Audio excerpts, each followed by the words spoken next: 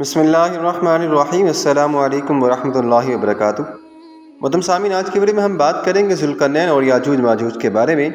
اس سے پہلے کہ ہم اپنی ویڈیو کا آغاز کریں، اگر آپ لوگوں نے ہمارے چینل کو سبسکرائب نہیں کیا تو اسے ضرور سبسکرائب کیجیے گا اور اس طرح کی اسلامی ویڈیوز کے لیے ہمارے ساتھ جڑے رہیں۔ ذوالقرنین کا نام سکندر ہے۔ یہ حضرت خضر علیہ السلام کی خالہ زاد بھائی ہیں۔ حضرت خضر علیہ السلام ان کے وزیر اور جنگوں میں ان کے علمبردار رہے ہیں۔ یہ حضرت سام بن نوح کی اولاد میں سے اور ایک بڑھیا کے اکلوتے بیٹے بھی تھے۔ حضرت خلیل اللہ ابراہیم علیہ السلام کے دست حق پر اسلام قبول کر کے مدتوں ان کی صحبت میں رہے، اور حضرت ابراہیم علیہ السلام نے ان کو کچھ نصیحتیں فرمائیں۔ یہ نبی نہیں ہے، لیکن ایک قول کے مطابق یہ بھی روایات میں آتا ہے کہ اللہ تبارک و تعالیٰ نے قرآن مجید میں ان کا ذکر کیا ہے۔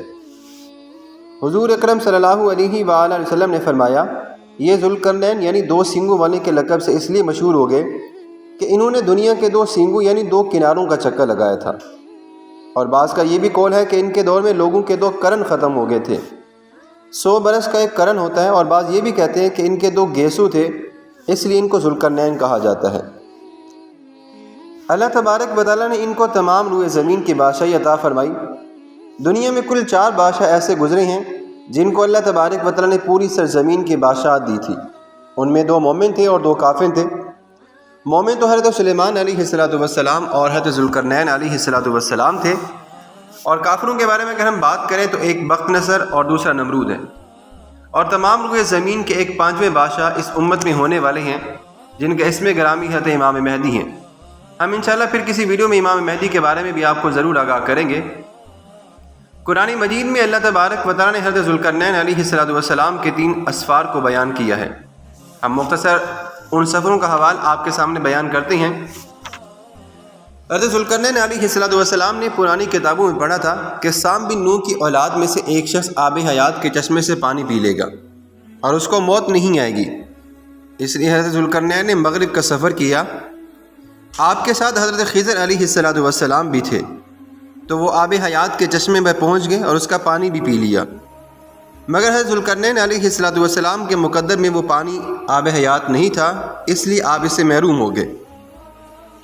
اس سفر میں آپ مغرب کی جانب روانہ ہوئے تو جہاں آبادی کا نام و نشان ہے، وہ سب منزلیں طے کر کے آپ ایک ایسے مقام پر پہنچے کہ انہیں سورج کے غروب ہونے کا ایسا وقت نظر آیا کہ وہ ایک سیاہ چشمے میں ڈوب رہا ہے، جیسا کہ سمندری سفر کرنے والوں کو آفتاب سمندر کے کالے پانی میں ڈوبتا ہوا نظر آتا ہے۔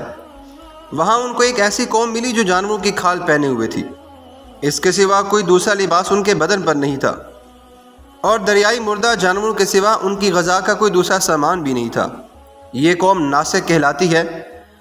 حضرت ذوالقرنین نے دیکھا کہ ان کا لشکر بے شمار ہے اور یہ لوگ بہت ہی طاقتور اور جنگجو ہیں۔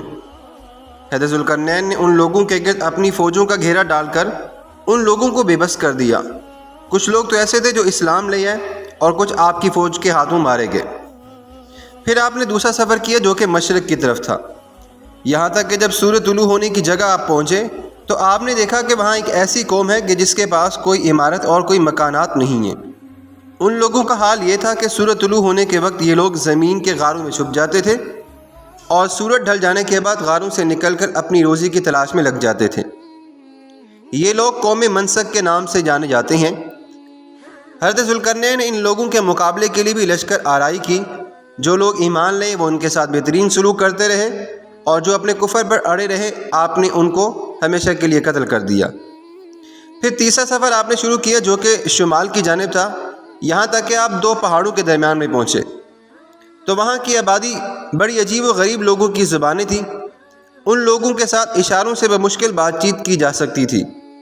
ان لوگوں نے حضرت ذوالقرنین علیہ السلام سے یاجوج اور ماجوج کے مظالم کی شکایت کی، اور انہوں نے کہا کہ آپ ہماری اس کام میں مدد کریں۔ محترم سامعین، یاجوج ماجوج یہ یافس بن نوح کی اولاد میں سے ایک فسادی گروہ ہے، اور ان لوگوں کی تعداد بہت ہی زیادہ ہے۔ یہ لوگ بلا کے جنگجو اور خونخوار اور بالکل ہی وحشی اور جنگلی ہیں، جو بالکل جانوروں کی طرح رہتے ہیں۔ موسم ربیع میں یہ لوگ اپنے غاروں سے نکل کر تمام کھیتیاں اور سبزیاں کھا جاتے ہیں، اور خشک چیزوں کو لاد کر لے جاتے تھے، آدمیوں اور جنگلی جانوروں، یہاں تک کہ سام، بچھو اور تمام چھوٹے بڑے جانوروں کو بھی کھا جاتے تھے۔ محترم سامعین، حضرت ذوالقرنین علیہ السلام سے لوگوں نے فریاد کی کہ آپ ہمیں یاجوج اور ماجوج کے شر اور ان کی تمام مصیبتوں سے ہمیں بچائیے۔ اور ان لوگوں نے اس کے عوض کچھ مال دینے کی بھی پیشکش کی، تو حضرت ذوالقرنین علیہ السلام نے انہیں کہا کہ مجھے تمہارے مال کی کوئی ضرورت نہیں ہے، اللہ تبارک و تعالیٰ نے مجھے سب کچھ دیا ہے، بس تم لوگ جسمانی محنت میں میری مدد کرنا۔ چنانچہ آپ نے دونوں پہاڑوں کے درمیان بنیاد کھدوائی، جب پانی نکل آیا تو اس پر پگھلائے تانبے کے گارے سے پتھر جمائے گئے اور پھر لوہے کے تختے بنائے گئے اور ان میں لکڑی اور کوئلہ بھروا دیا گیا اور پھر اس میں ہمیشہ کے لیے آگ جلوا دی۔ اس طرح یہ دیوار پہاڑ کی طرح بلند ہو گئی اور دونوں پہاڑوں کے درمیان کوئی جگہ نہ چھوڑی گئی۔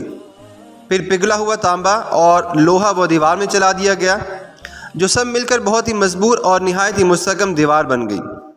محترم سامعین، قرآن مجید میں سورۃ الکہف جو کہ 15 اور پارہ نمبر 16 میں موجود ہے، اللہ تبارک و تعالیٰ نے اس واقعے کو یوں بیان فرمایا ہے، حتیٰ اذا بلغ مغرب الشمس، اور یہاں سے اگر ہم بات کریں تو اللہ تبارک و تعالیٰ نے پورے سفر کی رودات یہاں پہ بیان فرمائی ہے۔ محترم سامعین، یاجوج ماجوج کون ہیں اور یہ کہاں پہ رہتے ہیں اور یہ کب دنیا میں دوبارہ نمودار ہوں گے، اس کے حوالے سے انشاءاللہ ہم پھر کسی ویڈیو میں بات کریں گے۔ اگر آپ لوگوں کو ہمارے چینل کی ویڈیوز اچھی لگ رہی ہیں تو اس کے ساتھ جڑے رہیں۔ اپنا بہت سارا خیال رکھیے گا۔ اللہ حافظ۔